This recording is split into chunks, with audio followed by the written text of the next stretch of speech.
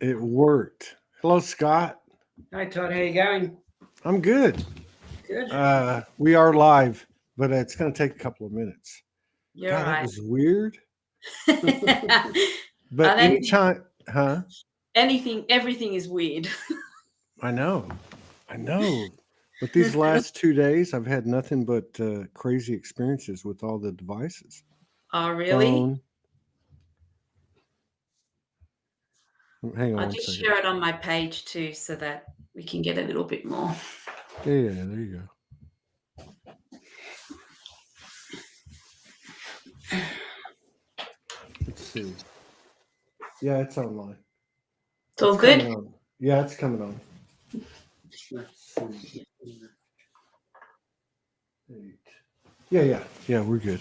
We got 21 people in the house and it's coming. That's good.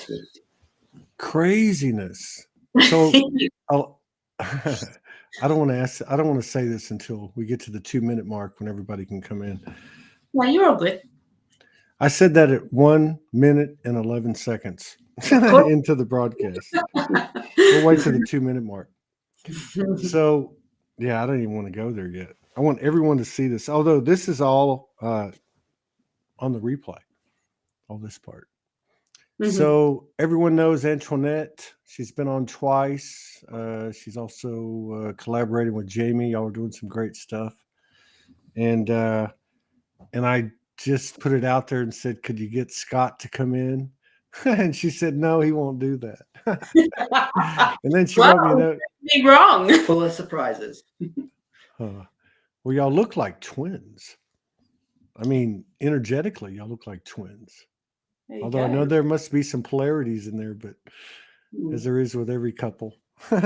Yeah. Light and dark. I like to call it light and shadow. There you go.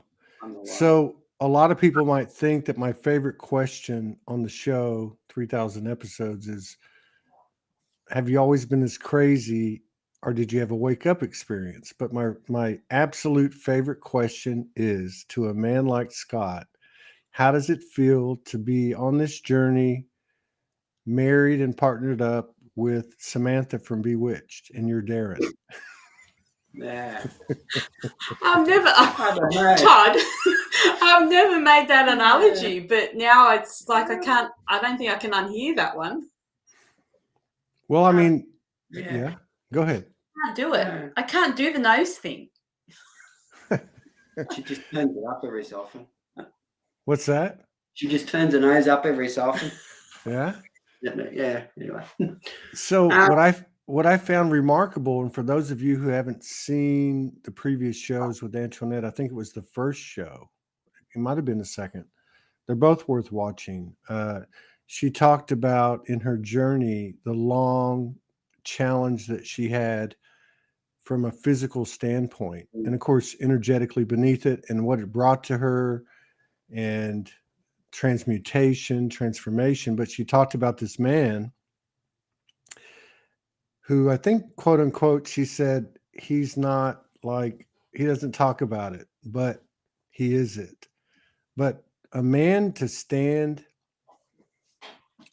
beside her and support her for all those years is just very impressive. So thank you. Yeah.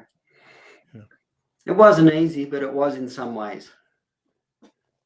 Yeah. It's, I don't know. Yeah, it was a hard time for both of us. Yeah, a lot of health issues, as you know.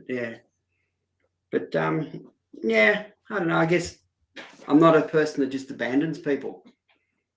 The health issues were there. Some of the health issues were there when we first met, and then they got worse, stabilized, and now we're on the up from here. So what was the easy part? The easy part. Oh, okay. I suppose the easy part's just Antoinette. She's easy to be around, even despite the fact that she was unwell. It was, that made it easy. The hard part was what was going on, but the easy part was just being around her and her energy, I suppose. Yeah. So the love was the easy part. Yeah. Yeah, you could say that. Yeah. Did you ever have moments where you just were like, oh my God, why is this happening? Many times. Yeah. Many times. Yeah. And yeah, I suppose it was both of us. Yeah, why is this happening? Why is this all happening to her and all that? But I suppose it's part of working things out, trying to work out why it's happening and moving on, I guess. Yeah. Yeah. I've never been asked these questions before, Todd. I'm trying to. I know the answers, but I'm trying to put it into words. It's hard. I think the answers. I think they are wordless. Yeah, I'd agree. But just knowing Antoinette and knowing her connection, because I have a similar situation that I'm in with my beloved. Were there ever times where you just went, she's really not from this planet? Good question. Go away. Can we talk in private? Yes, we can, in front of all of our brothers and sisters. Well, yeah, no. No, I wouldn't say so. I mean, recently, there's been occasions, I suppose. I'm sort of stuck in between two worlds at the moment.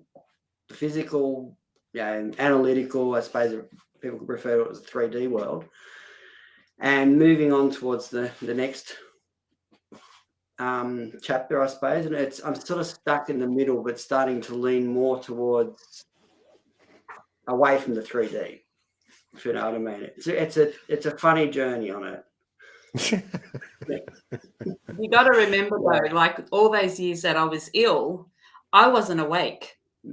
Oh, you so weren't. I talk about all of this stuff that I've connected with now. So I was stuck in the 3D. So in essence, you guys are doing it together. In a way, yeah. In a way, yes. Yeah. One of us is in the fast lane. I wouldn't say the other one's just been, I often say I'm just the driver. So. Well, there seems to be a classic template, and not that it's in every case, but the woman is connected, women's intuition, and has this bead on what reality is. Almost like she pulls down the information and he receives it. And of course, there's some resistance involved there if you're a man and you know what I'm talking about. But as you let go and you start to receive it, it's like she receives the information and he's to do something with it, like to create her dreams maybe or something like that. Can you relate to that at all?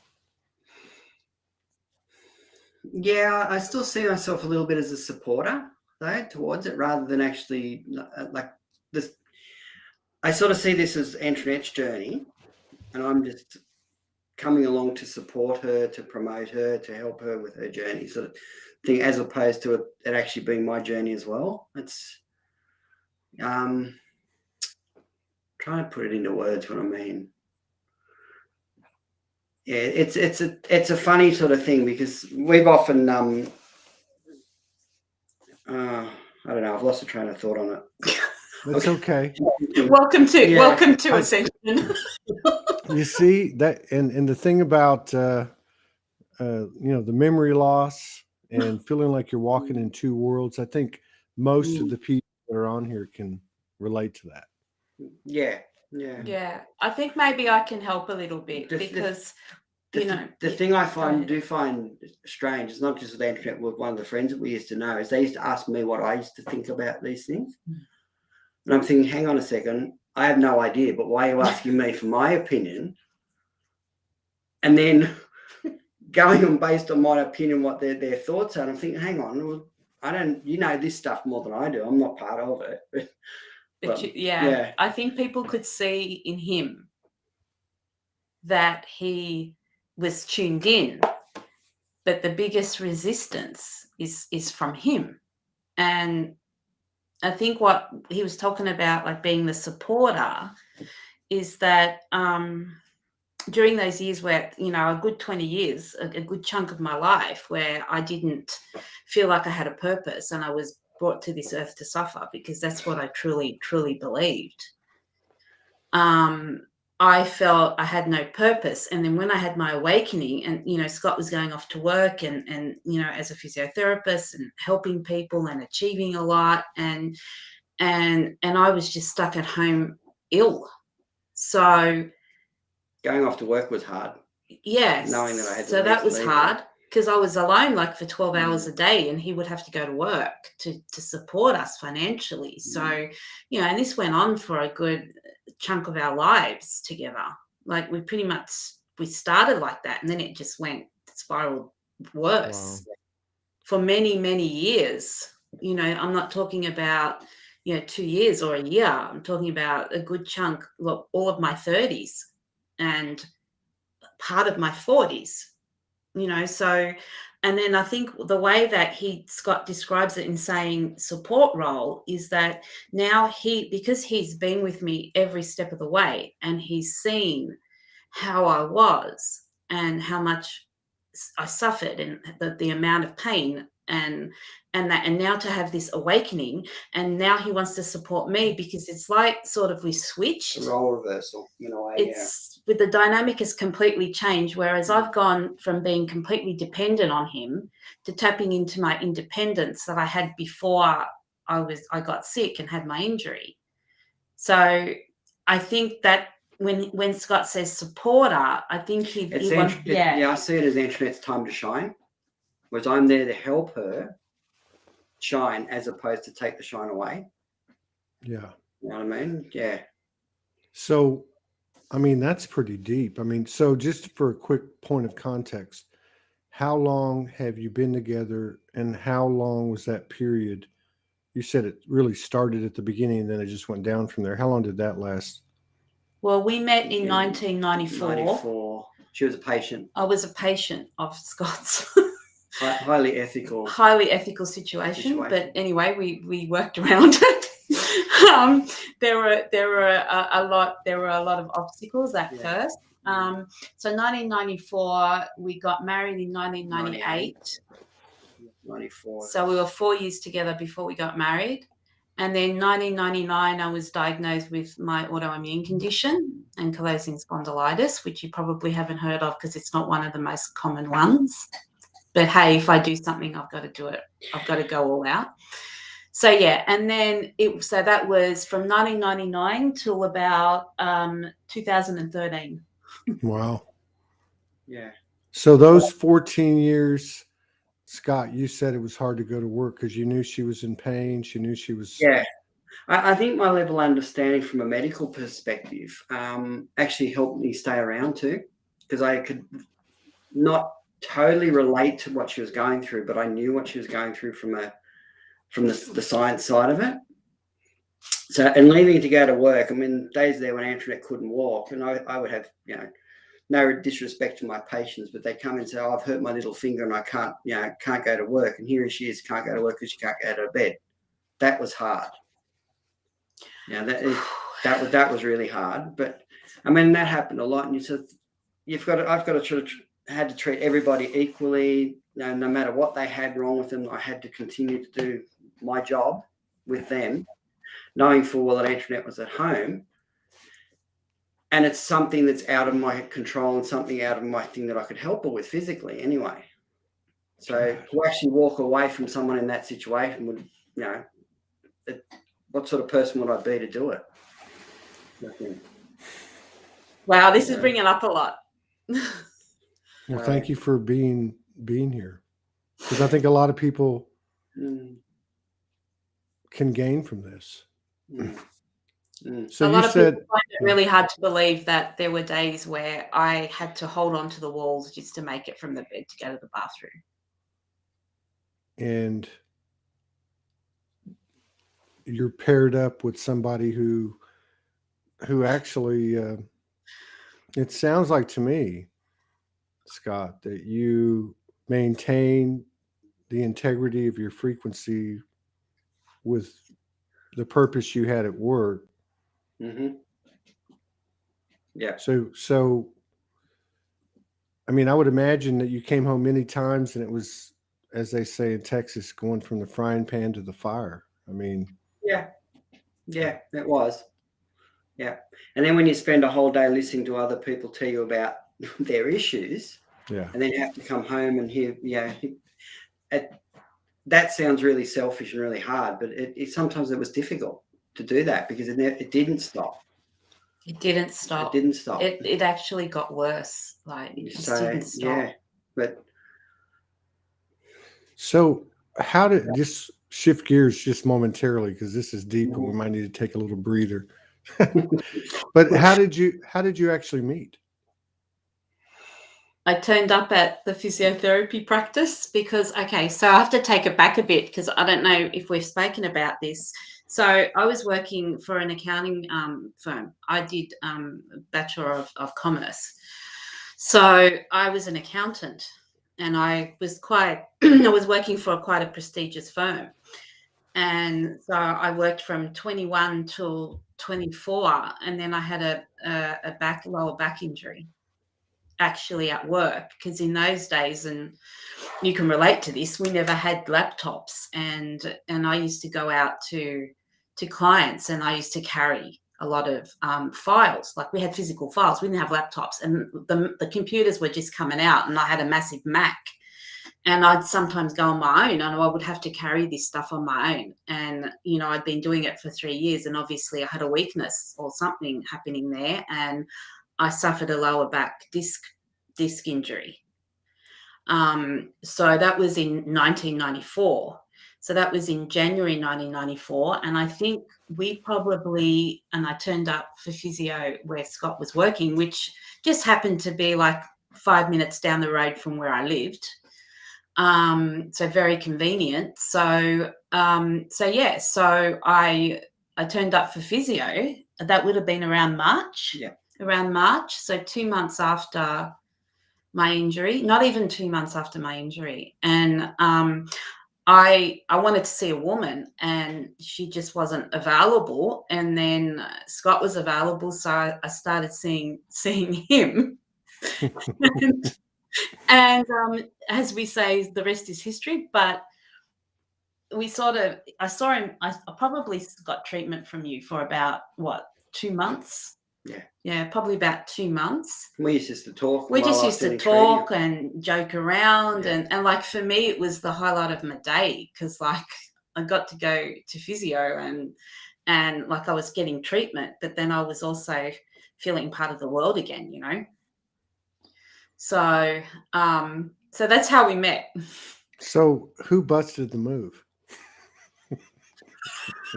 That's a really good question, actually, because I don't think we can answer that. It just sort of mutually happened, isn't it? No, I think. You're going to disagree. No, yeah, of course I'm going to disagree. That's what you do, right? That's what these relationships are all about. I just feel like it mutually happened.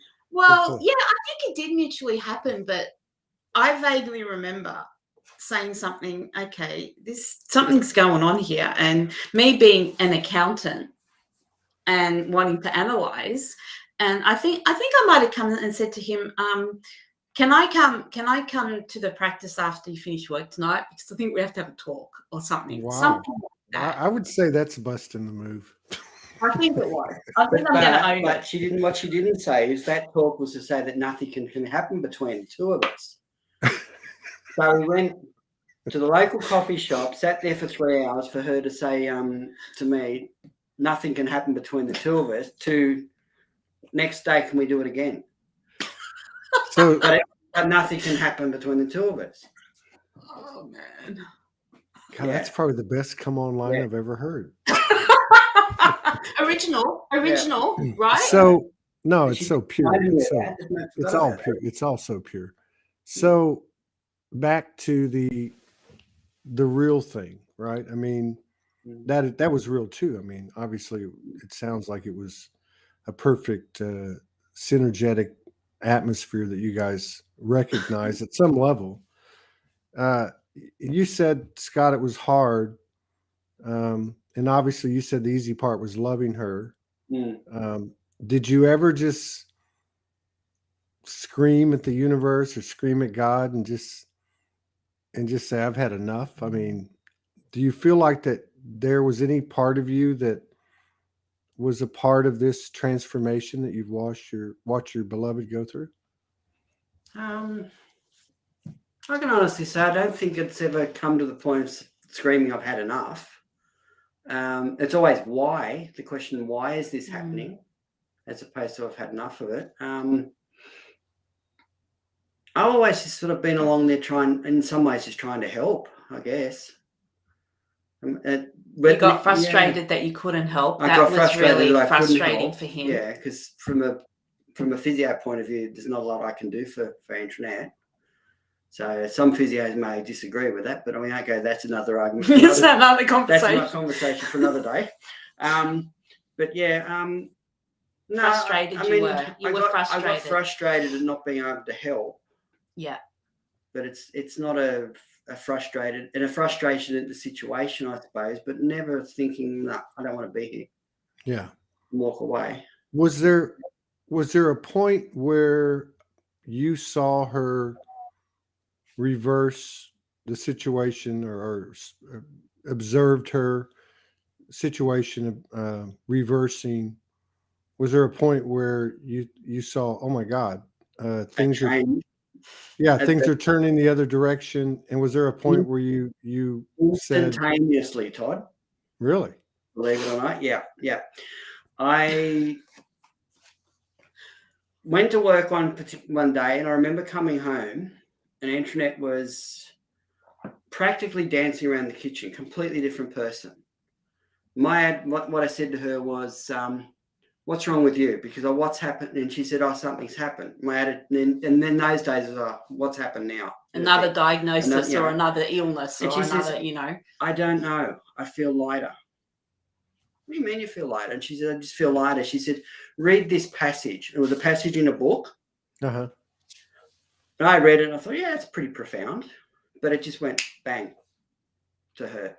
There was a bit of a lead up, looking back to that, there was a bit of a lead up that made her buy the book in the first place. That came along. And then it was just this passage written in a book by this person. From that day and from that time, completely different. It was almost instantaneous. Wow. Yeah. Wow. That was what, 2013? Yeah. Yeah. And I mean, if I had not have seen that myself, I would not have believed it.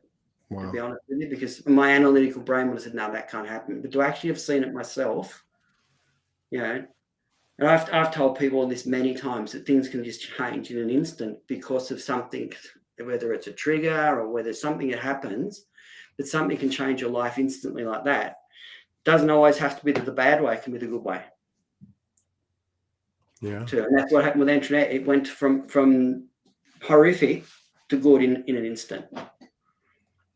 Have you had any other situations like that since then? Like where you just went, wow, something big is happening here?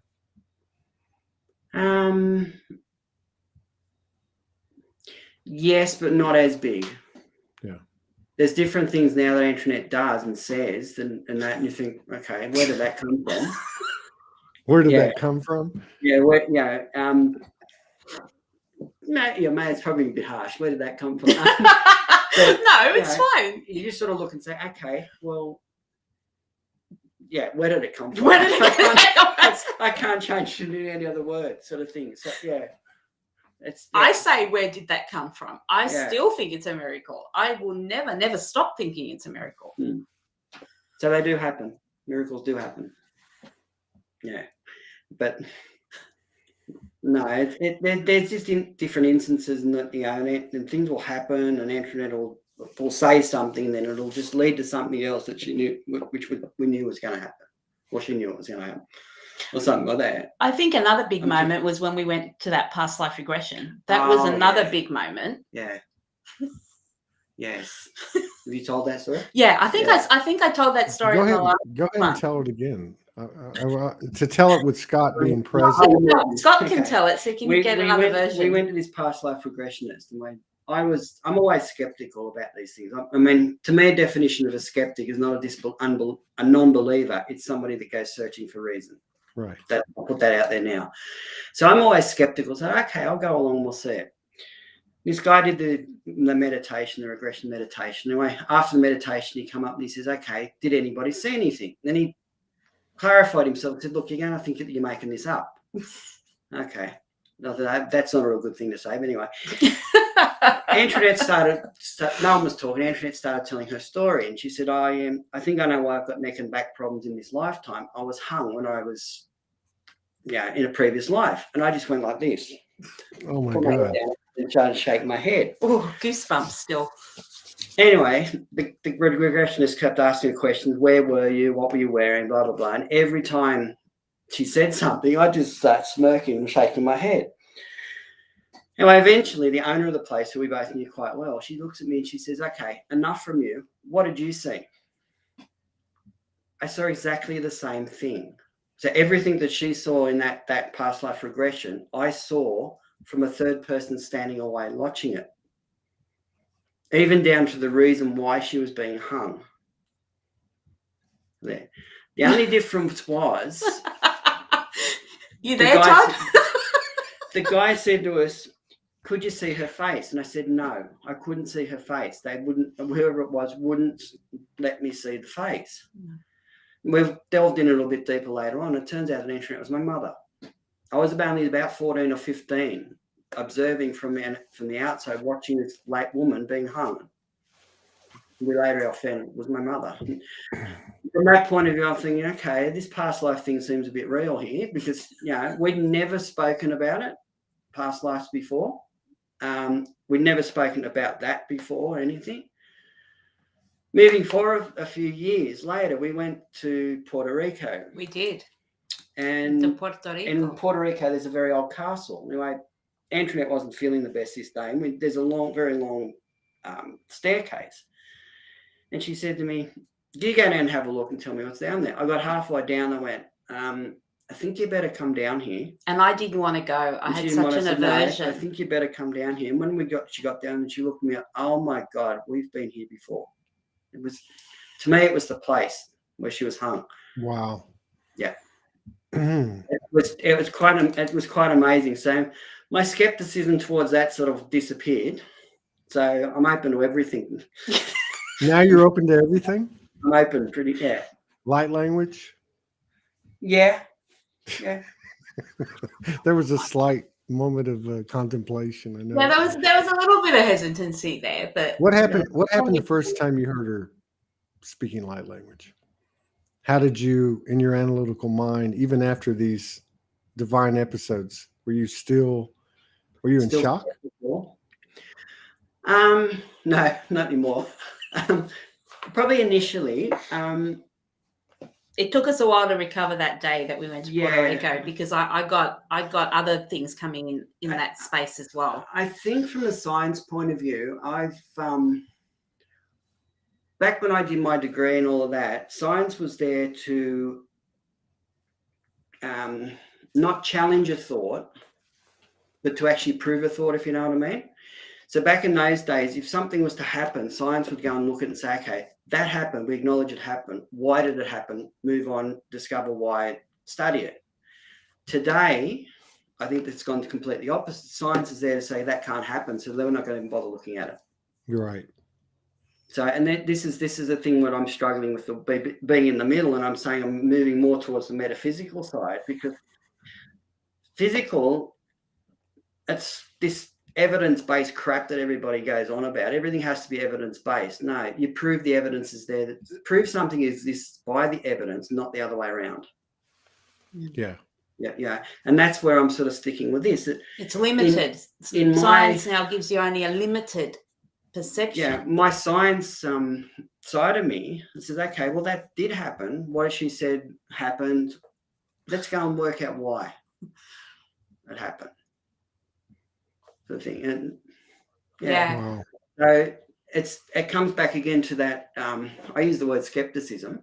from a point of view, to me, skepticism, as I said, is not saying it doesn't exist. It exists, but why does it exist? And learning more from it. Or proving that it exists, not proving that it doesn't exist. Which in itself means that you've shifted, because, you know, if Scott's really against this evidence-based thing, because it means that you can only do something, or anything is only right because it's been proven. And I guess seeing me going through my change and my shift, and knowing that sometimes you can't prove things, you just have to believe them. You got to accept that they're there, but then actually if you want to go from a science point of view, look to why. Yeah. And sometimes you can't find that answer. And many times with what's come up, he can't find, there's no answer. Doesn't mean the answer's not there. You just haven't found it. Do you think there's a medical or scientific evidence or reason for her immediate spontaneous transformation? A medical or a scientific reason for it. I mean, did that go through your mind when it happened? Even question it, or did you just see it and embrace it? You questioned it. Yeah, I'd say from a science perspective, you do question. But I'll say yes, I did question them, and question it from the point of view that something happening so dramatically like that, it makes you question what was happening before that, whether it existed. Do you know what I mean? So henceforth, the fact that I had seen everything up until that date, knew that it existed, seen it from my own eyes, felt everything about it, I couldn't go there from thinking, okay, well, what happened before, what didn't happen, so therefore that didn't happen, if you know what I mean. Yeah, totally understandable. So that I still to this day can't explain it. All I can say is that something happened on that day. A lot of, if you wanted to go down the psychological route, it was a change in attitude. Psychologists would probably say their attitudes change. But then to me, a change of attitude that dramatic can't be sustainable. Yeah. You can't go from being somebody that can't walk to somebody that's living a life in moments like that, just from a change of attitude, because your attitude will change back. I wonder if it's like what you said earlier, based on everything that you'd seen, felt, and experienced, almost like saying what you saw you didn't think of because it wouldn't be possible. But then you see it instantaneously and you know it. And you know it. Yeah. So it's almost like kind of what you were talking about with the scientific, that you can only base your assumption on what evidence you have. Like you can only base your thoughts on what can be based on what you know, but then something enters the field one day and everything changes. Yep. Yeah. That's right. It's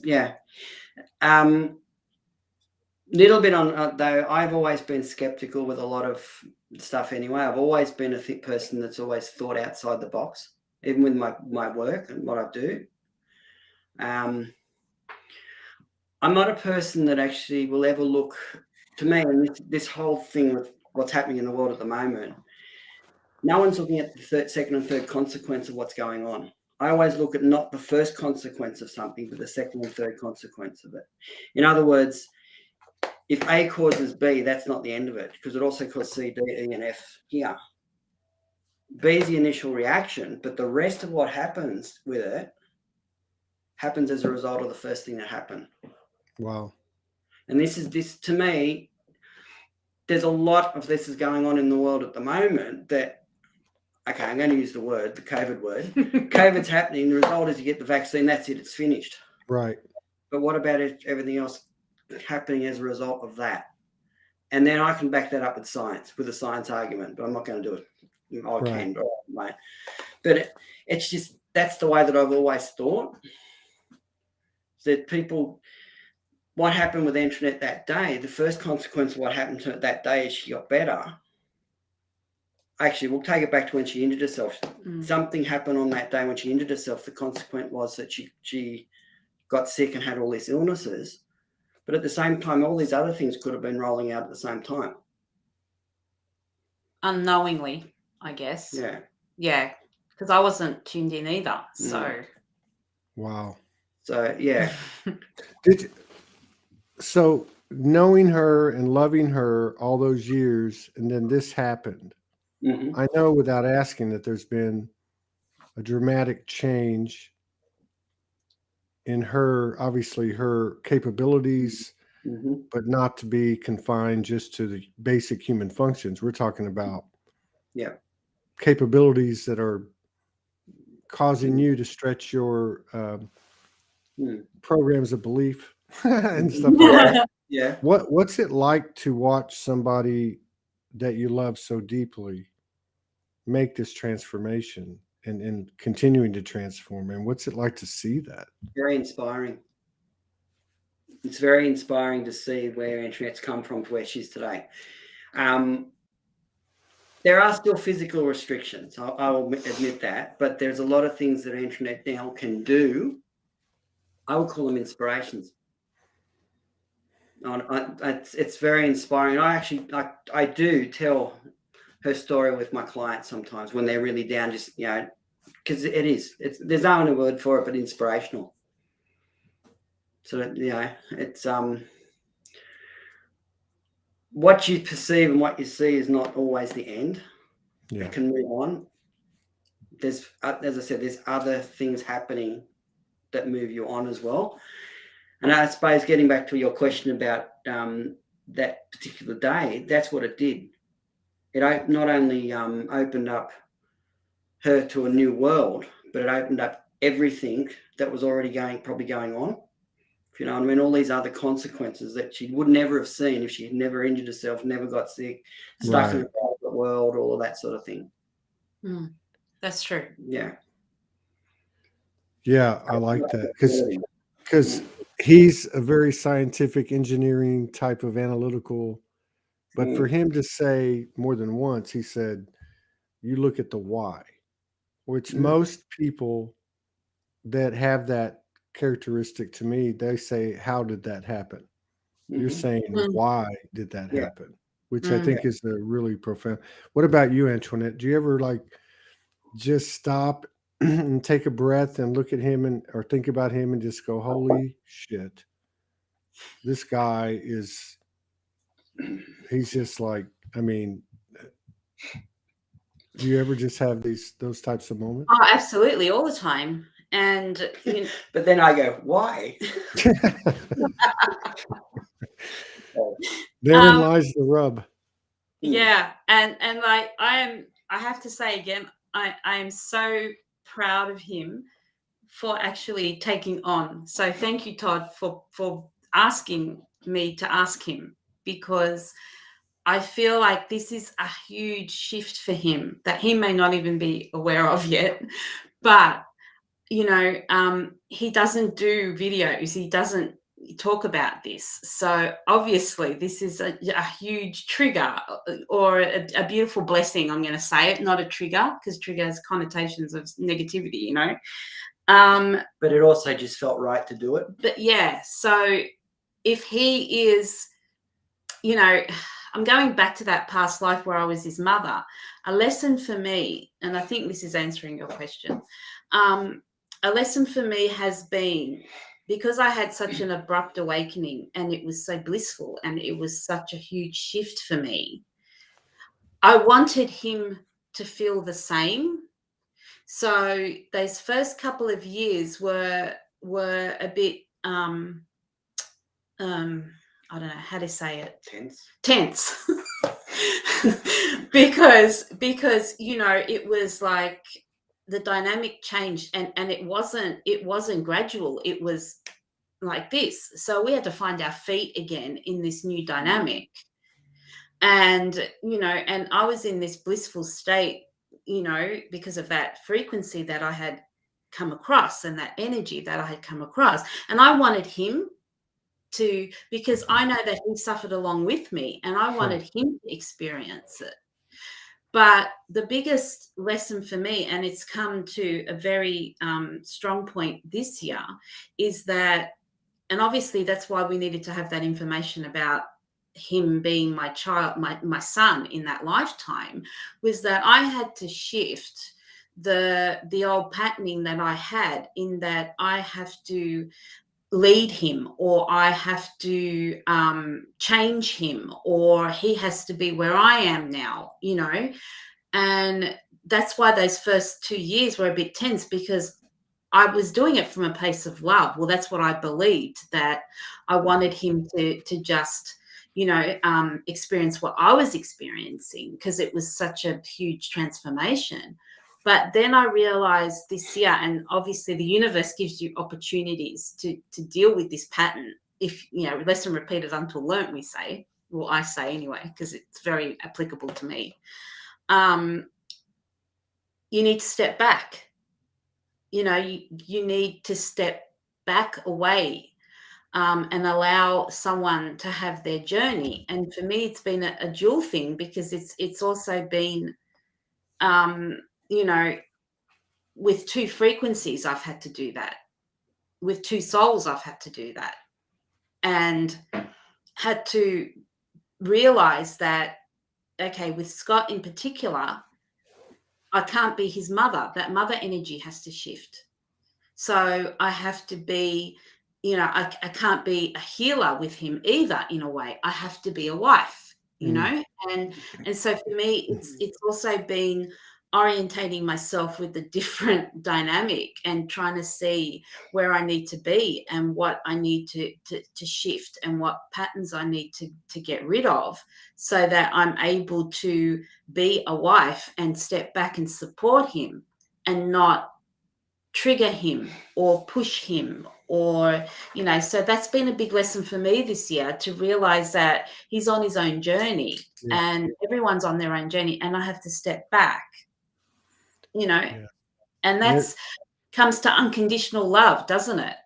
And that's whether it's a marriage, whether it's a relationship, whether it's a divine counterpart, whether it's the same lesson, I believe. Yeah. And everybody computes things differently, and everybody has the same abilities, and it's that yin yang thing. I mean, I see it with Morgan and I. Like, I can very much identify with Scott, but I can also, or I'm also starting to see the other side of it. Like, you might say, like what I said earlier, it's almost like she pulls down the information, and once I grasp it and understand it, then I do something with it. It's, you know, I say, she's the dream maker. She's a dreamer. I'm the dream maker. And so I don't know. We're talking energy, and I know we're in physical form, but there just seems to be like, I mean, in these circles, Scott, for 10 years that I've been involved, the women have been the vast majority, populating these groups. But I've seen Soulogy go from 5% men to 30. Wow. And it's rising it's rising rapidly in the proportion of a 10-year period, because it's most of that's occurred in the last, I'd say, year and a half. Thank you, COVID or whatever. Yeah. I mean, but because we got started late and we have another show lined up, one back to back, we're going to run out of time. But I wanted to ask you something, a really kind of a two questions in one. Like, what do you most admire about the other one, and what gifts have they given to you?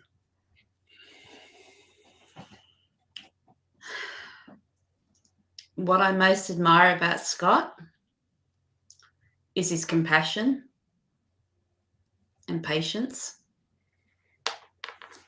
And what has it most given? It's taught me to be patient and compassionate. Wow. Yeah, it's probably Antoinette's strength. It just, through everything that she's gone through, I mean, she could have thrown it all away quite easily.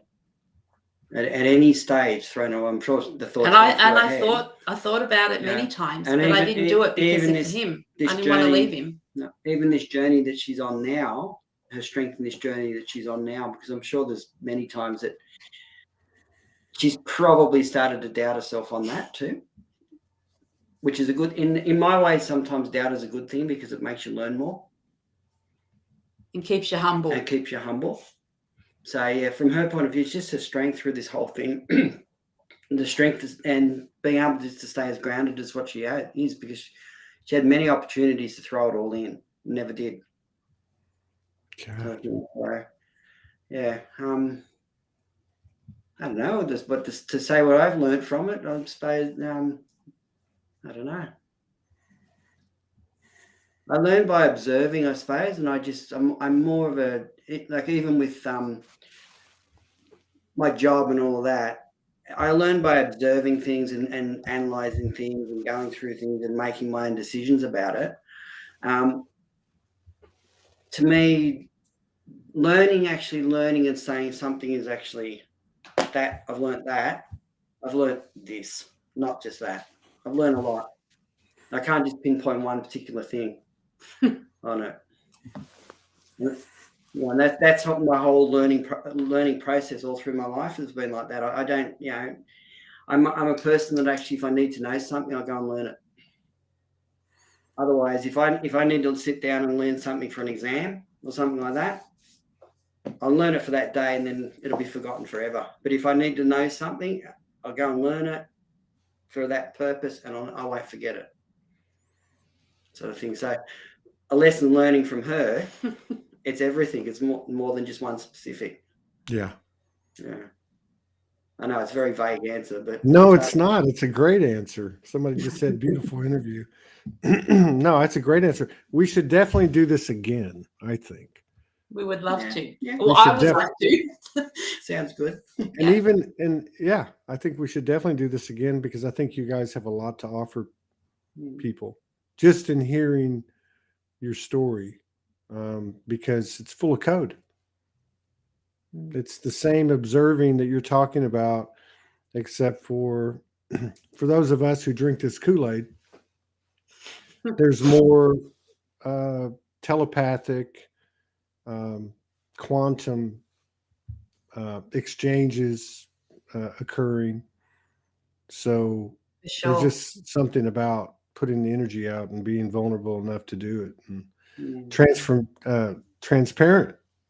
Because you guys have been all about transparency, right? You guys have been like 100% transparent. Of course, I didn't ask any questions about sacred sexuality. Otherwise, it would have gone down to like 95%. But I'm kidding. It's very inspirational, like my friend Dion just said. But thank you so much. I look forward to doing this again. I wish you guys the happiest holidays. Thank you. Go Melbourne. Go Melbourne. Go Melbourne. Yeah. Melbourne, Brisbane, Adelaide, go all of them. It's supposed to be massive today. So, it's raining here in Sydney, but hopefully that won't stop people. So, yeah. I can't wait to see the numbers. It went from, what was it, 10,000 to 30, what was it, 10,000 to 30,000? 30 to 500. That's the reported amount. It could be even more than that. I'm pretty sure there's more people there than that, but they don't want to report that there's more people than that. It doesn't look good for the agenda. Yeah. Sorry, did I say that? Me and Scott might have to do a show together just to talk about those things he didn't want to talk about in regard to what he's talking about now. Hey, thanks a lot. Thank you. Thank you. Thanks, Todd. Thanks very much. All blessings to both of you. Thank you very much. You too. Thank you very much.